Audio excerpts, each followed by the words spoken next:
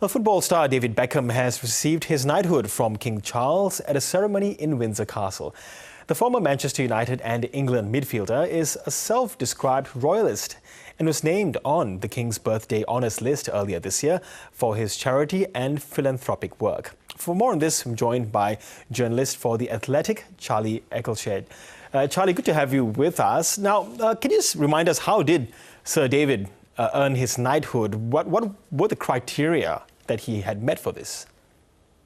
Well, I mean, he's obviously a sporting icon and did huge things for his country. You know, was England captain, has got more than 100 caps for the English football team. And I think always took his duties as an ambassador very seriously, you know, would always go beyond just, you know, what he was doing on the pitch. He would meet with dignitaries and, you know, speak quite passionately about the country. You know, he always put playing for his country first. And I think it's been no secret that he's really wanted this honour, and he's done a lot of charitable work as well. He's been a UNICEF ambassador for some time.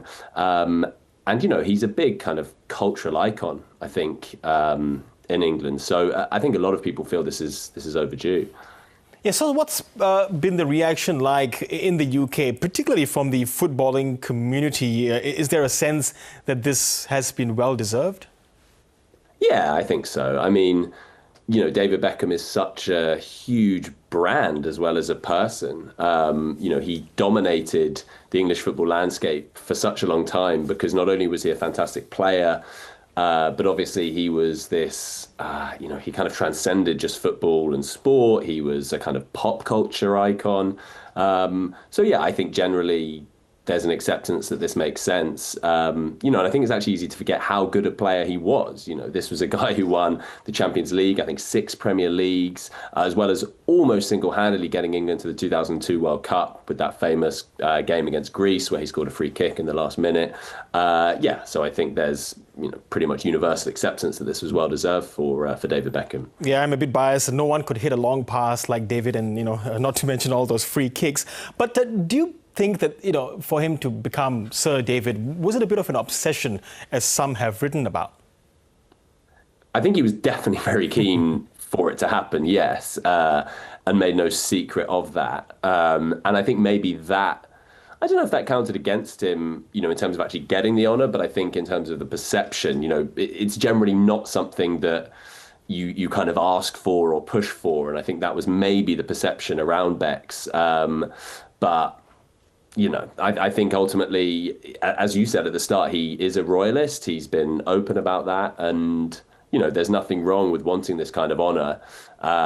It's just, you know, generally we think of people being quite backward about it, and then they get it and they're like, oh, this is amazing. Whereas for him, he was very open, and he's been open about how emotional it's made him since. You know, he talked about crying when he got told, and he said he's basically been crying for the month since. So, yeah, I think it's hard to begrudge him getting this. Yeah, so he's got the highest of royal endorsements.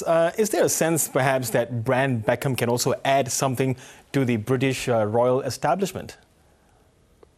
Yeah, I mean, well, I think they'd be foolish not to, especially at a time where the royal family's brand has been pretty damaged. You know, if you've got someone like David Beckham, who, yes, he's not as relevant maybe as he was when he was at the peak of his powers, but he's still someone who I think is generally pretty popular. You know, he had a documentary that came out a couple of years ago, and that sort of catapulted him back into the public eye a little bit.